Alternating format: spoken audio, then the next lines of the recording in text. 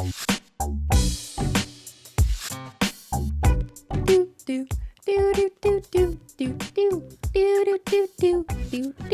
what's up? Hello, everyone, and welcome back to another episode of SimplyPodLogical, a Simply Nailogical podcast. Hello.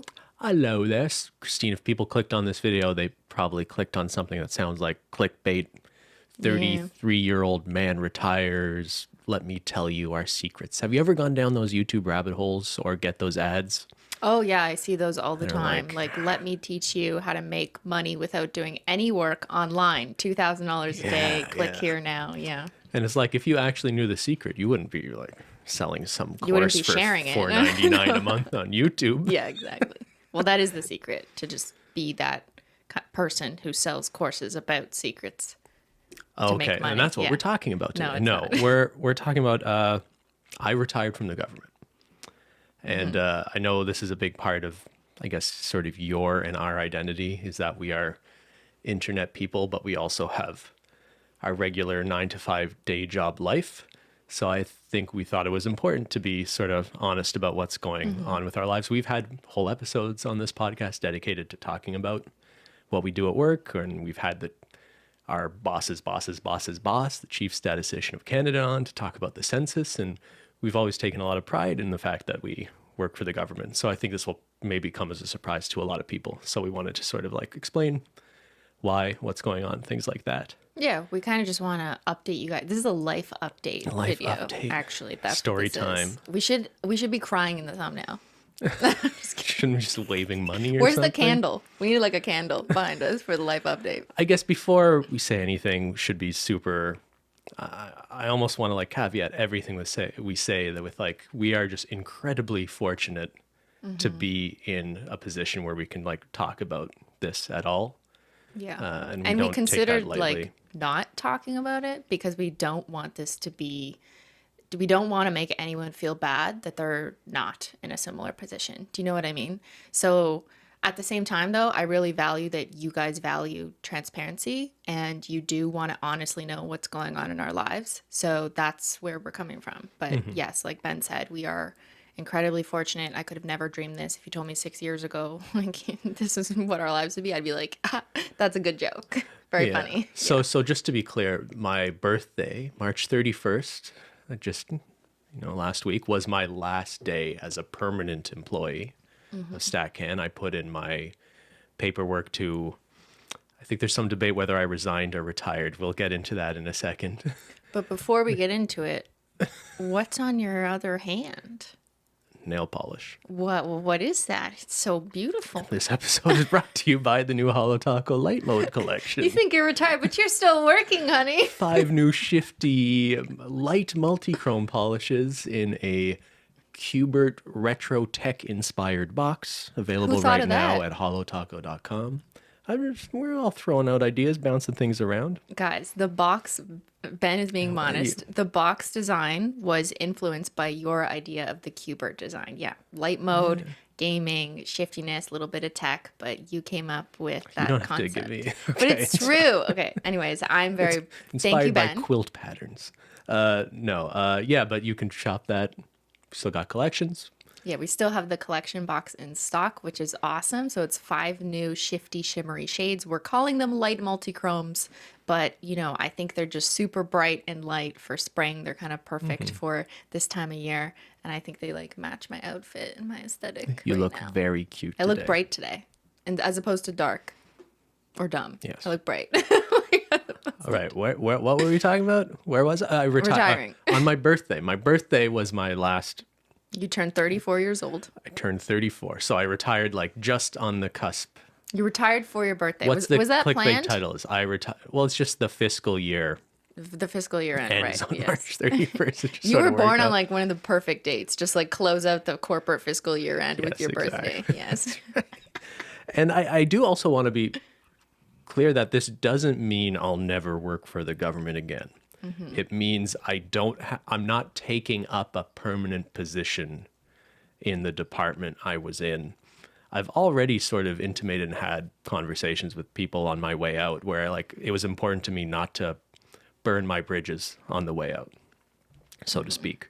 So I could definitely see myself down the road coming back on contract or doing consulting work or whatnot. There are opportunities for me to continue doing work. It's really just about I'm no longer taking up a permanent position. I was already working part-time the last few years, as were you. And actually, maybe we should at least acknowledge sort of what your situation is now too, and not make this all about me. Well, it's both of us. Mm-hmm. So, technically I am not retired, but I am on a leave period right now. Yeah. Both Ben and I have taken leave period. Like you can take leave without pay in our positions in the government. It's like common. Other people do it for different reasons, for like extended childcare or whatever, or just your whatever personal reasons. So we've both taken periods of leave, and I was on leave right before my dad died, and then I was supposed to come back. And for a number of reasons, I decided to take an extended leave when that happened. So yeah, technically you have a role to go back to, but you're sort of on a hiatus, sabbatical, leave without pay, whatever I'm you on want a to leave call without pay, and there will come a time next year where I'll have to decide, am I like going back or am I retiring? Next year? Is it? January, I think. Oh, yeah. Yeah, I guess in our position, at one point in your career, you can take 12 months of just being away from your job while not getting paid. And there is a job for you to come back to. But yeah, like it's a guaranteed job. So you retired. What does that mean? Because I feel like that's a common question. Like what does that mean? Yeah, I guess it was funny. So we've been thinking about this for a while. I've been thinking about this for a while. And this could have happened a long time ago if we were just being rational about it, maybe. So I've talked to my boss. I was pretty transparent that like this was probably coming. And so trying to plan for like knowledge transfer to other people so I wasn't leaving anyone in a bad position. But yeah, so I sent an email to HR a few months ago with like all my paperwork. The pension center sends me a package. I have to fill out all sorts of paperwork. And the response I got back from HR was I got 2 emails asking to clarify my birth date. Like they didn't believe. Didn't they say like, I think there's a mistake. It says your birth date is 1988. Can you correct it, please? Well, first they're like, we don't have your birth date on file. And I'm like, I'm pretty sure you do. And then it was like asking me to confirm my birth year. And then I said, yeah, that's it. And then it was like, you're going to have to check with someone, but I don't think you're allowed to retire, was the response I got from HR. And that's it. Like just one sentence. No follow-up, no clarification. I never got a super clear answer. And sometimes dealing with HR stuff is pretty frustrating, to be honest. But I think there's some distinction between resigning and retiring that matters in some contexts. Like if I was to try to claim employment insurance or something like, I'm pretty sure that's why they care. But essentially according to the pension people and the government of Canada, I have retired from the government, or I have. You've retired earlier than usual. That's all. I've left my position. I've resigned, whatever you want to say, and I've elected to, I guess my retirement doesn't technically come until I claim my pension, which I've sort of deferred until. You can choose to defer your pension until you're 50 or 65. Well, let's just, for those who don't work in government, explain that usually it's normal for people to work in the public service for the government for 30 or 35 years. And then at that point, you get your full pension. Exactly. There are people, for whatever circumstances, who choose to retire early. Maybe it's 5 years early. Maybe it's a couple years early. Maybe it's 20 years early because they're changing careers or whatever. And they can choose, because it's kind of like up to you, to defer their pension until they're 60 years old or whatever, or they can choose to get it when they retire, whether that's when they're 30 or 60. So there's a few options. It's not like you get zero pension if you choose to retire after 12 years. But it's much less. It's proportional to the years of service that you have put in, which is what, 12-ish years? 15. 15? I have 15 years. Oh my God, you're so old. Isn't that crazy? I know. It kind of years blew my mind when I was looking at the paperwork. Because, I first started working for Statistics Canada as a 19-year-old, as an FSWEP student, 2007. right? So that's 15 years ago. That's wild. Isn't that wild? So like you have worked for a long time. I've lurked around that office for a long time. So now, and you know, it's weird. It's weirdly emotional too, because I practically grew up there. Mm-hmm. So I have all sorts of weird feelings, and it's just like a part of a lot of the change going on in my life in the last few months. So as far as like technically the pension center, which for some reason this matters to people, the definition is concerned, you did retire, but you get your retirement package when you're 50, when 60, I'm 50, 55? Yeah, so I'll just get a reduced pension when I'm 50. Whereas you're right. Yeah, if someone works 35 years and works until they're 60 or 65, then depending on when they would start getting it at that time. And they'd get like a completely unreduced. So it's not like you could just take a payout as well. And a lot of people would do that typically if they're retiring very early, but you lose like a lot of it to taxes and taxes. Ben knows. And you have to park a lot of it in a retirement sort of savings account anyway. So it's a little more complicated than you just being handed a bunch of money that you've been contributing to a pension plan. So I think what people are probably wondering is, why would you give up that pension? There's this perception from those who either work in the government or don't, that the government pension is like so much money, it would be stupid to want to face the penalty and reduce it. Yeah, and for most people, giving up the position and giving up the opportunity to get a full pension probably would be a bad decision, right? Mm-hmm. Again, sort of caveating all of us that we've been very fortunate in life, and with the businesses we've been able to grow outside of our 9-to-5 jobs, and the nail polish, just YouTube. Like, there was a point before Holo Taco where we were sort of looking at our finances and realized we had already made more money from internet stuff than we would make working the rest of our lives for the government. And it feels weird saying that out loud, but it's just, I think it's important to sort of be honest about that the calculation of like what it would mean to have a pension down the road, or what it would have meant to continue making a certain salary, is just sort of, for us, we are lucky to say that's like not really significant. It wasn't a part of the decision. You never had to think, shoot, I need to stay in my day job for my pension, or out of any sort of financial necessity. And honestly, that's made it it's put us in this sort of amazing position that like I genuinely really enjoyed what I did for the government, for StatCan. The main reason I'm retiring is just I do not have enough hours in the day to do everything we're doing on all our sides. And I was increasingly feeling guilt about taking up a spot that someone else could fill. You know, like I remember getting hired.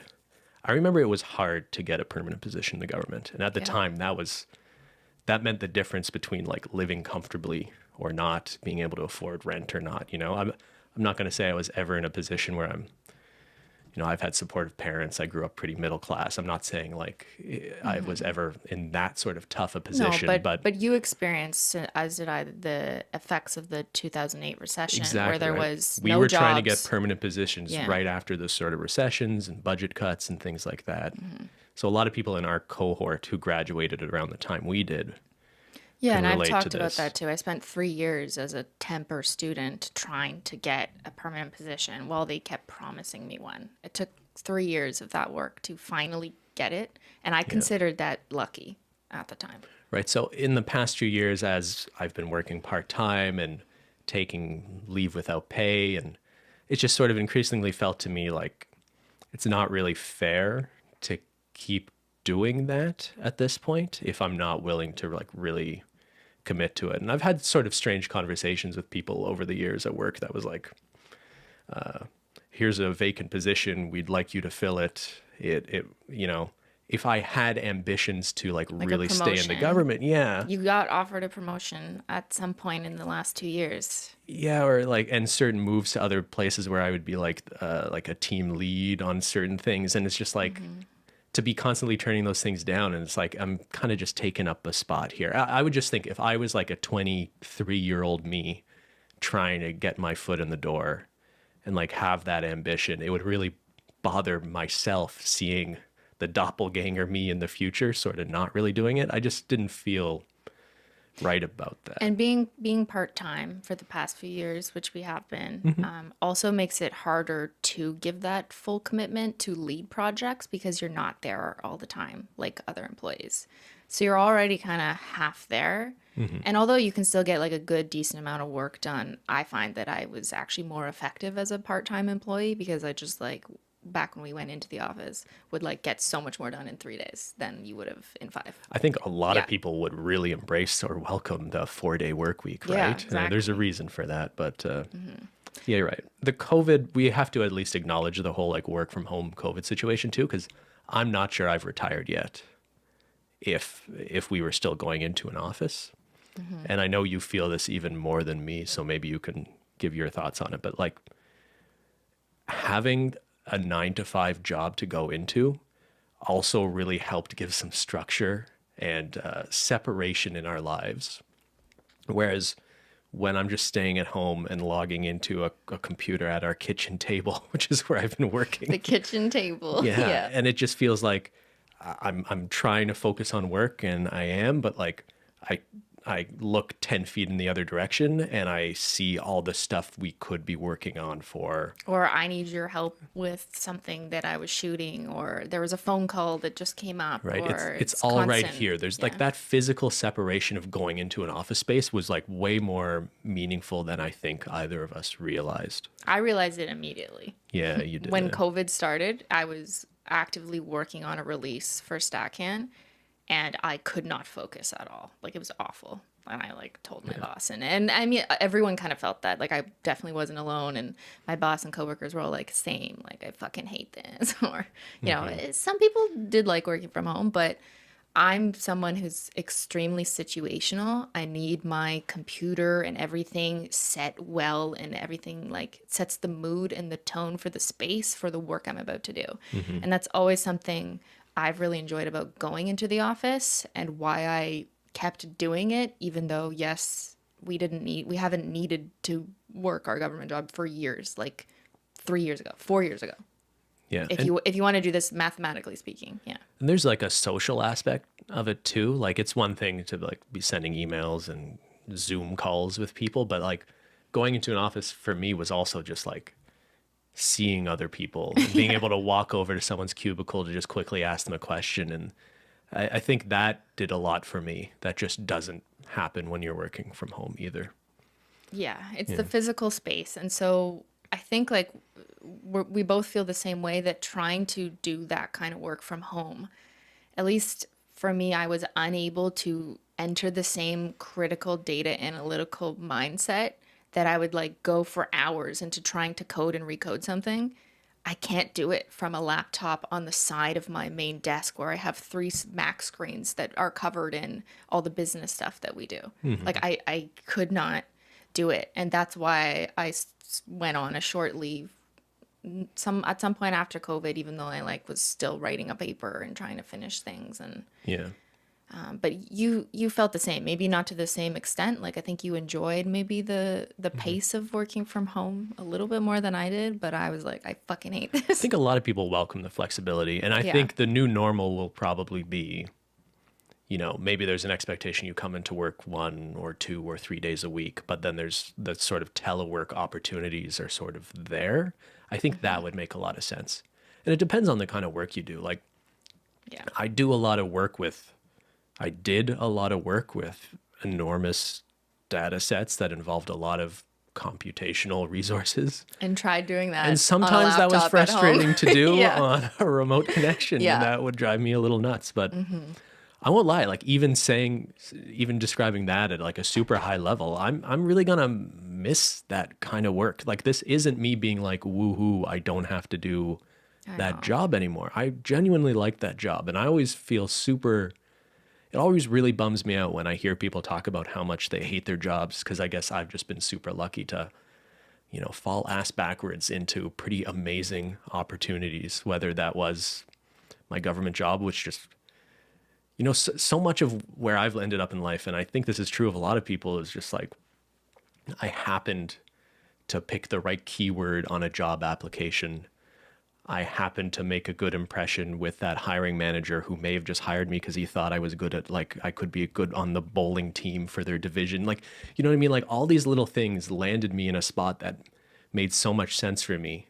And I guess it's not just chance, like you put yourself in a position to benefit from that luck or you take advantage of that luck.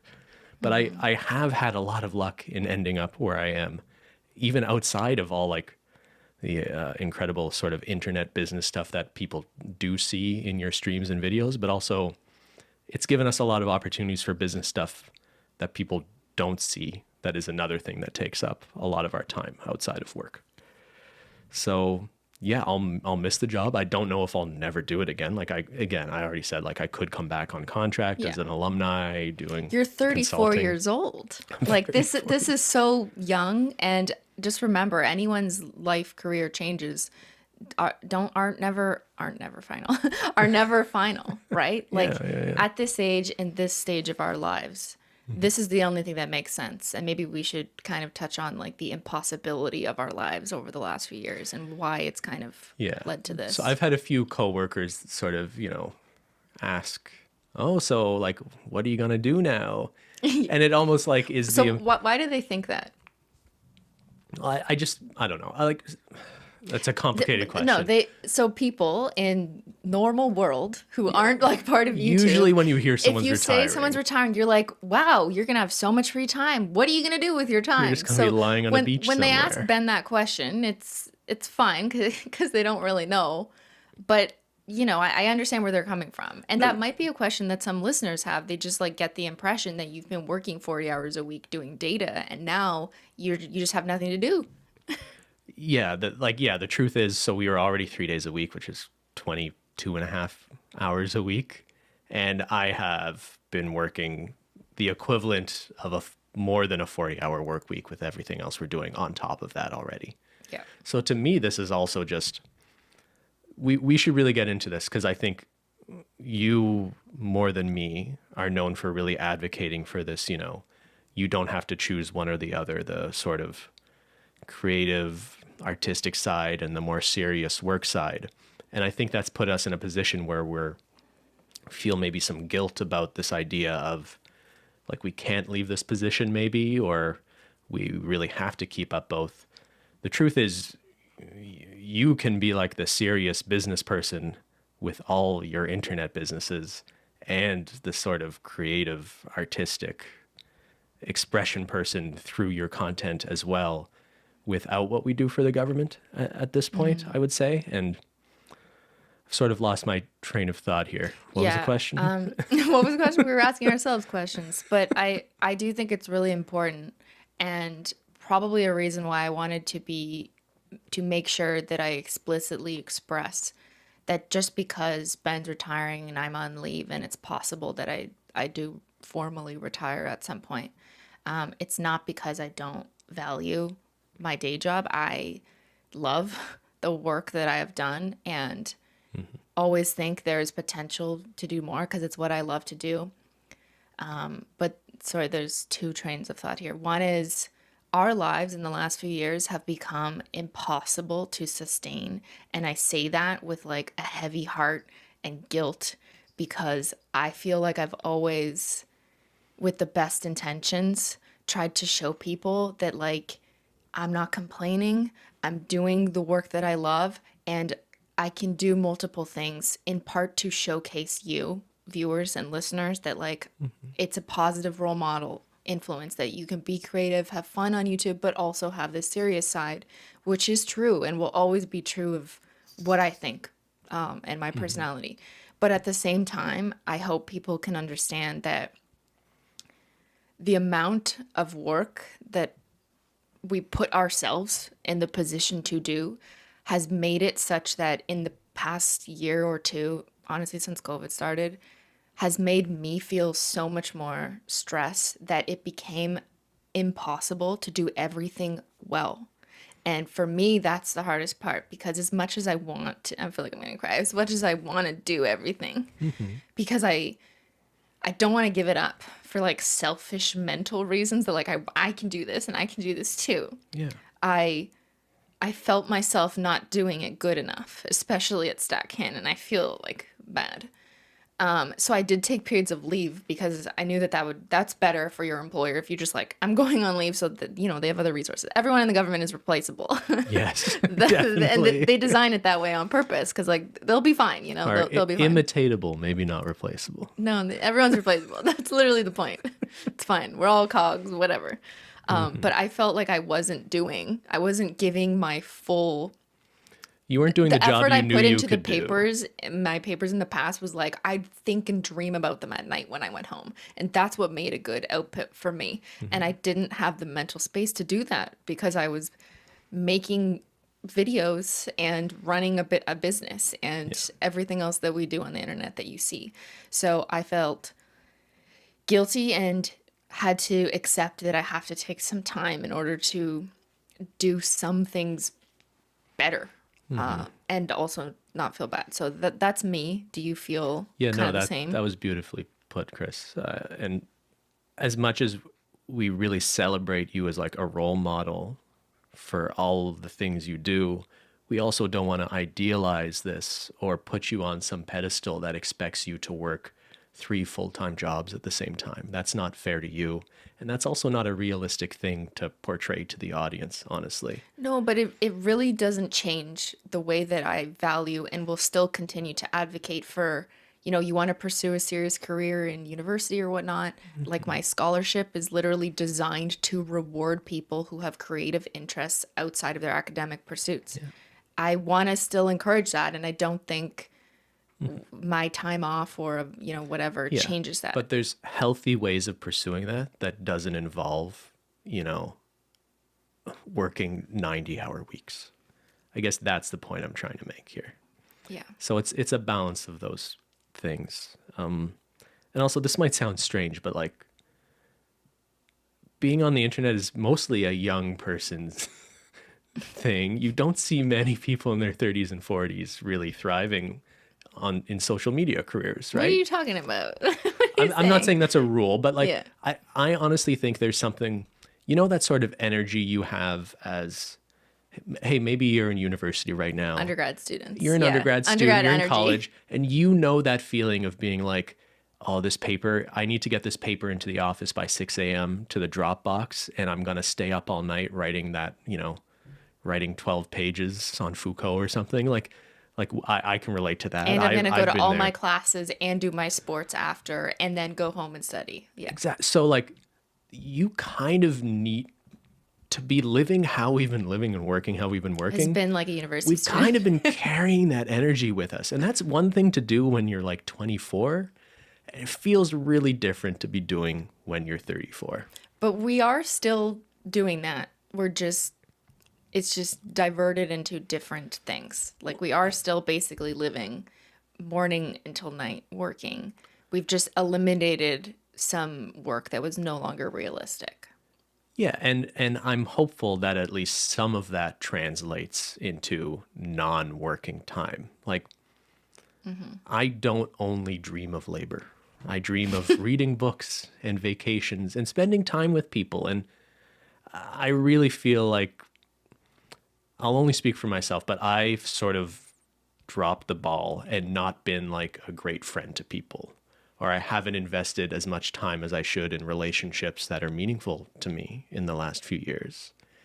And, we've both lost a parent in the last few months, and that was sort of a wake-up call too, that I think really sort of, I had already made this decision, but it just sort of reinforced in my mind that like, it's been really easy the last few years to just say, oh, like I'll have more time to like spend time with family later, and sort of always kick things like that down the road. And I think I'm realizing now as we're getting older that you can't always just defer things and live as if I'm working now so I can do fun things with people later, or spend time with meaningful time with people later that I care about later. You can't always just be talking. You can't always be having that frame of mind on things. And I've sort of let work become all encompassing in our lives in a way where I worry 5 years from now, I'll look back and be like, we've did amazing, productive things, made a lot of money, and had a lot of fun doing this, right? There's a lot of satisfaction and enjoyment just in, building businesses and that sort of success. But there's more to life than just that I haven't been prioritizing enough, I don't think. I feel you, and I feel like that is the common response that everyone's going to empathize with and say, like, yes, Ben, that's exactly it. I guess, while I agree with you too, I also know that because we have been, exactly like you said, so lucky to even have this opportunity on YouTube, that I grew almost overnight after College Mountain. Maybe not overnight, but like, you know what I mean? It kind of exploded after that, and have such an amazing platform and community of people that I feel like I would be doing a disservice to all the people who gave me this opportunity to just say, like, okay, I'm just going to back off because now I have money, or because now I can, spend more time, go on more vacations or something. And I don't mean to villainize vacations. I just mean like, I mean like there is clearly opportunity and presence that has been given to me, like literally served to me on a golden platter. I feel like guilty and wrong to just be like, I'm not going to take all of it. I'm just going to do some of it. And I know that that's just my brain finding a reason to do it. And I'm coping with that. But there is a guilt in me that feels bad for, like, if I were to take off streams or just, I feel bad for not posting Simply videos, because when people tell me, where's your videos? It makes me feel like, okay, I guess I'm lazy for not doing them. But like I'm doing a ton of stuff, just different stuff that maybe other people don't want to watch. But I don't know where I was going with this. For me, it's like, I know what you're saying. We're supposed to value different experiences in life, but it kind of feels like throwing away opportunity, or not leaning into it when it's there and people are there because people gave you this opportunity. Sure, and this is getting more emotional and I guess deeper than I thought this conversation would be. But right, it really is a question of like, what is the meaning? What is life? What is the meaning of life, right? Is it just to be productive as long as possible and work yourself to death? Like, to do what you enjoy. Yeah. And we've enjoyed a lot of things, which is also a guilt. We have too many things we enjoy. It's another guilt I feel, and I know we've talked about this before when we kind of like debate, did that podcast go well, because some people were upset with, like, we always say we like working or we like jobs, or like you said earlier, that we find it kind of sad sometimes when people demonize 9-to-5s. And while I can understand that, yes, some people have terrible experiences with their employers, I'm not saying that doesn't exist. It makes me a little bit sad sometimes, because like, are there no other people who've enjoyed their jobs? And it, I guess, reifies how incredibly lucky we are, which goes back to my point, which is, why would we leave or reduce hours in jobs that we love, that we like, that we enjoy? Because it's not something that everyone gets the luxury of experiencing. Mm-hmm. I don't know. I don't have guilt about this. And I really hope we can talk after the podcast about this. Because, it would be one thing if we were stepping back and be like, hey, we've made millions of dollars from the internet. I'm going to go lie on a beach somewhere. See y'all later. Bye. That's not what's happening. That's not here. your dream? No. And permanent vacation? And I would actually probably feel terrible if all I was doing. I need a reason to get out of bed in the morning. I'm that kind of person.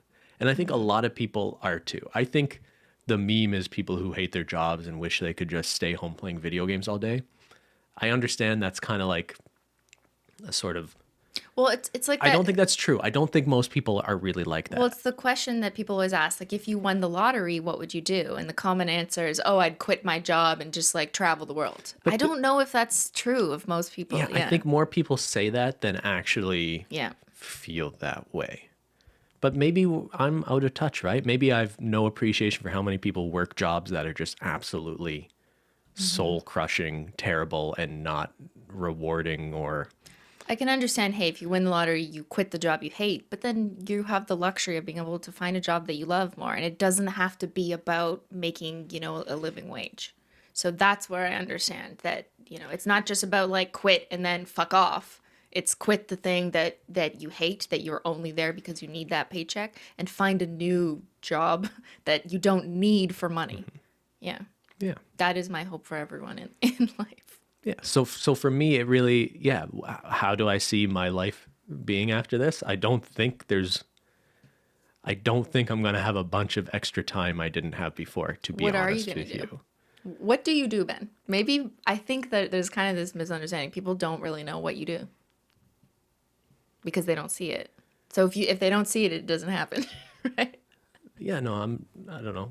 What do I do, Christine? What do you do? No, you. I mean, it's kind of boring to people. describe. There's a lot of aspects to everything you have going on that requires a lot of record keeping or organization or arrangement. There's a lot of just like sort of business management stuff going on here that people won't see and is probably incredibly boring to talk about. Yeah, I'm not saying we'll do a detailed list, but just to give people an idea, like your entire days when you weren't working for Stackin was packed with phone calls, emails, following up on this, that, tying up loose ends, calling like accountants, like doing like bank keeping records. You join in on all the Holo Taco calls. Like I'm constantly asking you questions for feedback and stuff, doing tech stuff.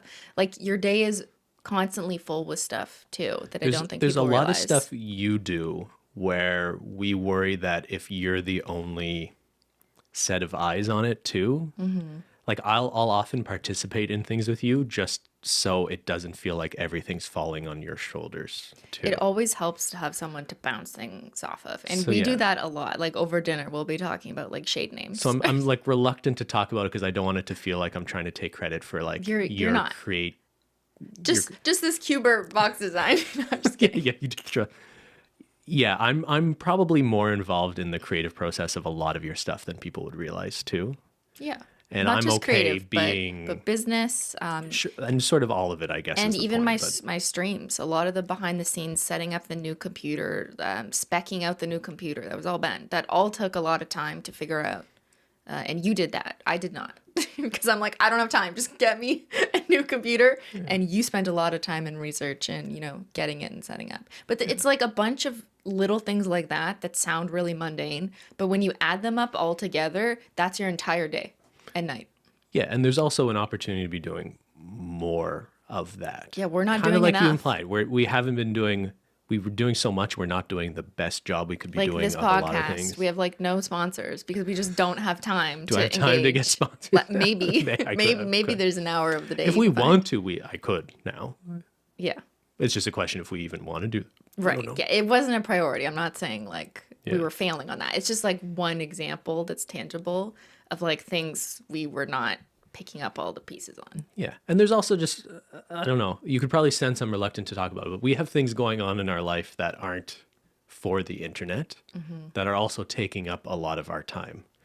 And yeah, I don't even really know how to talk about that more, but there's just like, I guess it's a privilege that I can just spend more time on those things. But yeah, a lot of my time is taken up with just, us managing our lives. Managing our lives. Managing me is what he means because I need help.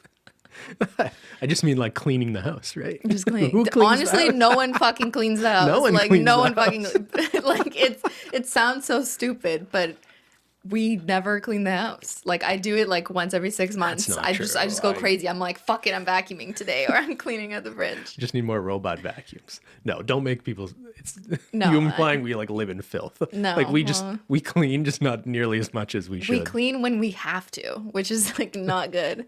But like whatever, that's stupid and like not that significant. No, but like, yeah, all these little things, I guess. I think people would be interested to know how your coworkers reacted when you said you're retiring. Like, what do our coworkers think is a common question that I always got. When that McLean's article came out, what was that, 3 years ago? Do you remember?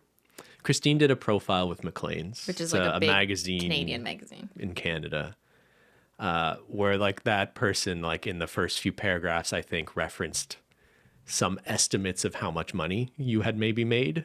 And you sort of coyly just said like, that sounds about somewhere right. in Something the middle, like that. It was like yeah. a social blade wide Yeah. margin estimate. But like, so there were a bunch of people at work before that who just thought you and I had an interesting life outside of work doing Like a hobby. goofy stuff for fun. Yeah. And I think that moment really changed some people where all of a sudden they were like, wait, you guys have You make money? You guys make a lot of How money. do I Like, make money? why are you even here still? And like, there was no like rudeness. I've never felt like judged or anything like that. And I think people have picked up on the fact that we have looked at our day jobs as a way of sort of mentally severing ourselves and putting ourselves into a work life that's different than what we do on the internet. So I think people have been very respectful of that boundary. I don't have many people who have. No. Very rarely has someone asked me questions about what we do on the internet that felt like they were sort of prying or trying to get information or anything like that. The right? only thing I have is people basically asking how to make money if it was just so easy for me. Yeah, which is kind of a pretty insulting what? question. You can make money on the All internet? you did is post your nails. Okay, can you show me which website do I post them Yeah, to? how do I make money that way? It's I'm like, just that's not exactly just- how it works. I don't know, man. Like And there's been funny moments over the years. Like we hired a student at one point, and it's like, at work. yeah, yeah. Our team had a student come on, and it's like she's like, at the end of a meeting, when she's like, "I know Menchie and Zyler," and it's like, okay, that's nice, thank you. So, yeah, your question about how they reacted. Yeah. What like, did they say? Did you have a meeting? How'd it go? That's the thing. It's tough with COVID, right? Like normally I would have had a retirement Party. I guess. No, but your announcement when you like told your team you're You know, retiring. people are happy, right? And a lot of people, Are they confused? no, they're happy. And I think Okay. because I think enough of them realize that there's been a lot of success for us outside of our jobs that it's not a surprise. I had more people actually sort of intimate to me they were surprised. They were like happy I stuck around, but we're sort of surprised we were both still It took this long. there. Yeah. They wanted us to leave earlier. Yeah, which tells me maybe they don't like their They're like, jobs as "No, much as we did, right? But I don't know. But again, it's the same thing. Like you imagine if you were put in that position where you didn't have to work out of financial necessity, that maybe you would leave. But again, like, yeah, if someone actually won the lottery, are they necessarily Yeah. just going to stop working? I don't don't I think think many so. people would actually do that. Yeah. I have people who've done both. There's been people who know how much money because they kind of get it or they've heard. And they're like, why are you still here? Dude, I would have quit like yesterday. And then I have people who are kind of the opposite who have no idea how much money and just assume it's not much because it's just nails. Like, well, how much money could you make? And then they kind of like strangely ask me questions like, how's your hobby going? How's your little nail thing going? And I'm just like, it's good. Yeah, it's great. It's kind of weird. You know, even some people that are a little more knowledgeable are also smart enough to know that like this could end any moment, Yeah. kind of, right? Like you have no job security. Zero. We had dual lives of like the kind of jobs that have like the greatest job security in the world. In the government job with a pension, there's a reason like they call that having your golden handcuffs on. And then to like what we do on the internet, which completely out of our control could be over tomorrow if So Google what if? just decided to turn off AdSense or, you know, if things can change very quickly on the internet. So would we survive if YouTube just said no more AdSense? We're cutting it all off. Susan says no, 0% That's cut the thing. for I you. feel like we've been really careful and what's the word? Conservative. Like we've been smart with our money, frankly. We did not buy Lambos. We did not go out. We did not buy We Lambos. don't really have expensive tastes for the most part. And yeah, again, there was that moment sort of just like looking at our sort of financial reality of knowing like we could literally not work another day for the rest of our life and we would be able to live comfortably. So in making this decision, I know people are going to be like, but now you have no financial security. So like you could be totally screwed tomorrow if YouTube canceled everything. We've already done the math to know that even if YouTube did cancel everything, which is unlikely, but possible, we're still fine. Yeah. Yeah.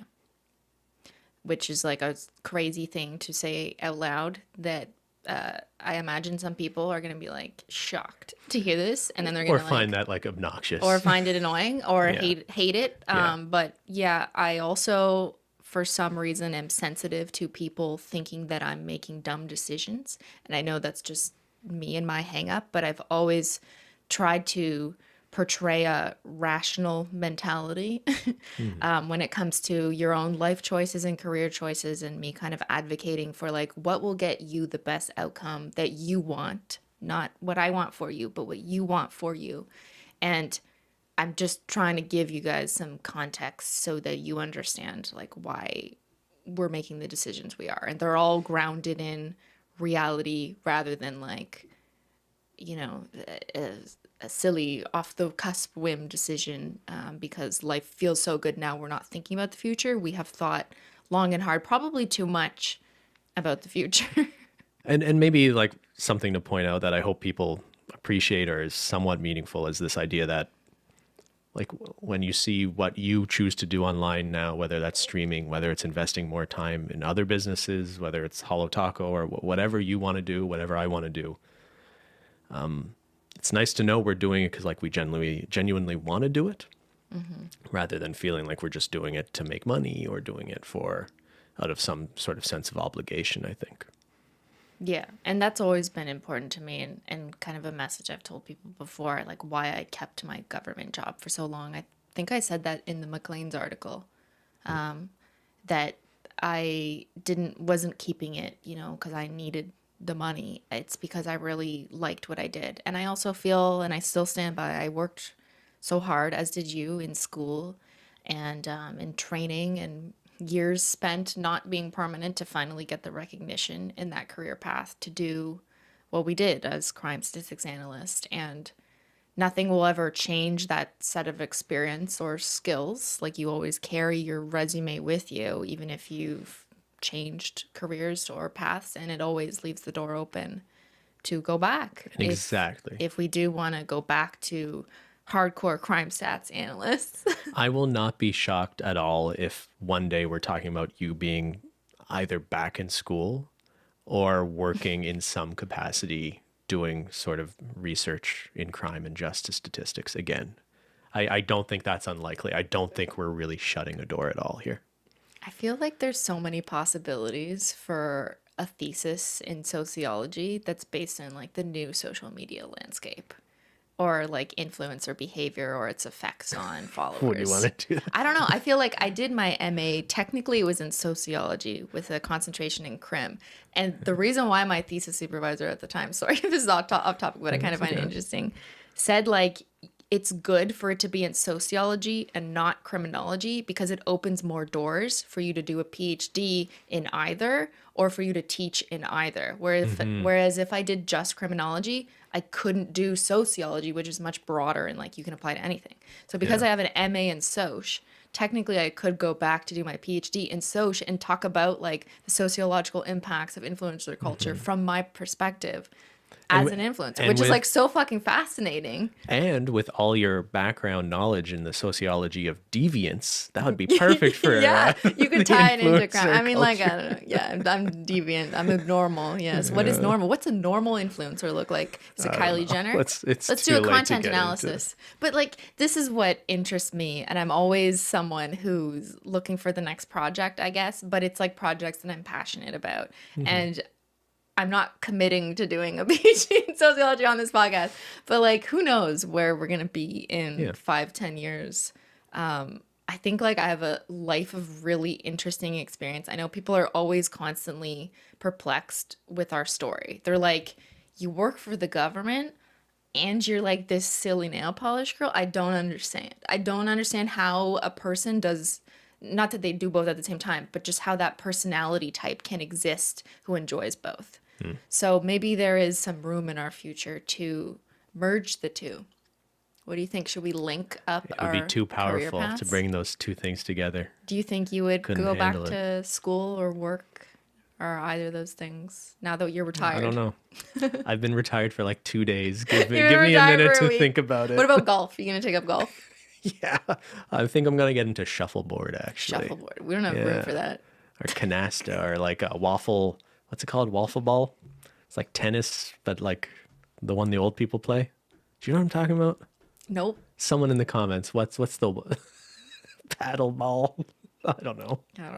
I do just want to reiterate again that we are incredibly fortunate and that's not lost on me. And that's why it makes these conversations feel like it's hard for me to even say these things out loud because I just feel bad for having such a positive outcome that I kind of feel like fell into my lap. And I know you're or other people are going to say, but you worked hard. Well, like, yeah, that's true. But I also had so much fucking luck in this industry that does not come to everyone. And it's an industry I had no fucking clue what I was getting into. I did not enter this world in order to make money. It happened. And here we are. And if anything, it makes me really appreciate, which is another reason why I personally kept my day job for so long. I appreciated just going into work quietly. I was like a normal person, like living like a normal person life. And I guess I just really wanted to hold on to that. And you still can. Never lose sight, never lose perspective on,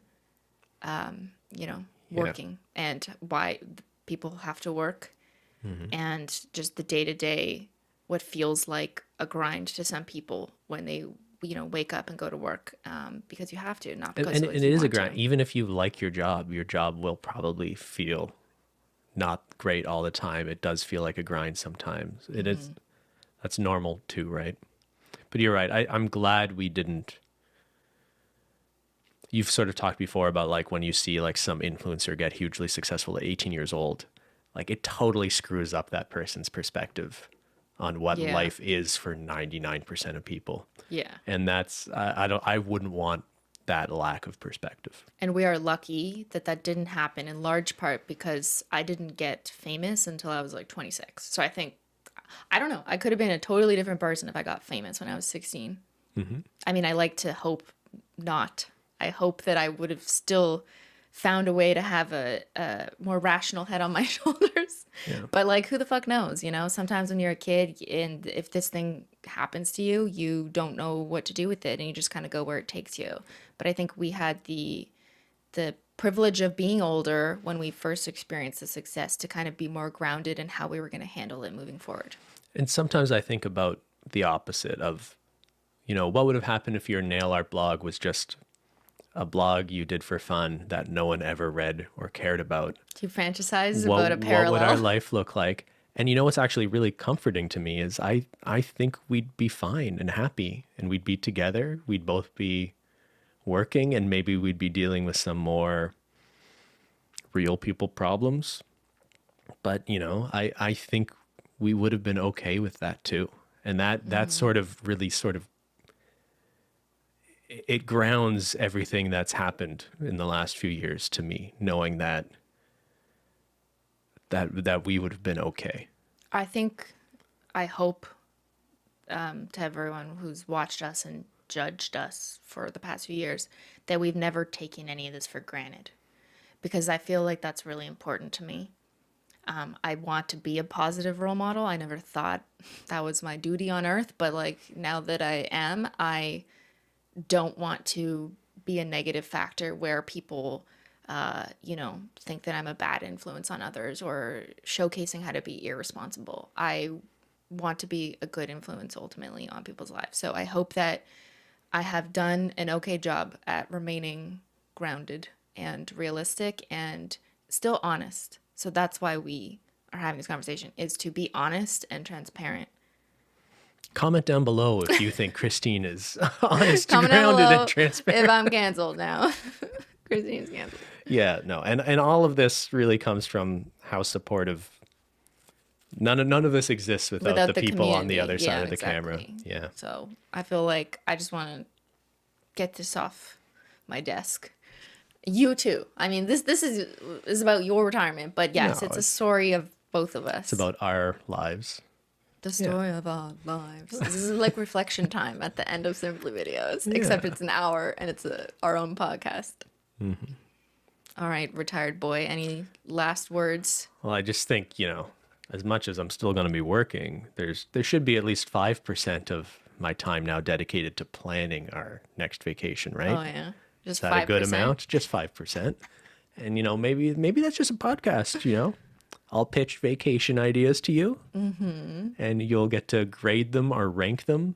Okay. You're not allowed to say no to all of them. So I have to pick one? It'll have to be some like ordinal thing. Like one of them has to at least come out on top somehow. Okay. Yeah. All right. Okay. You want to dedicate some time to planning hypothetical vacations? I think you deserve it. And I think people maybe don't realize because they don't see it how much work you do, but more importantly, how much you support me in everything that I do. And I've really needed your support, not just logistically, but like mentally.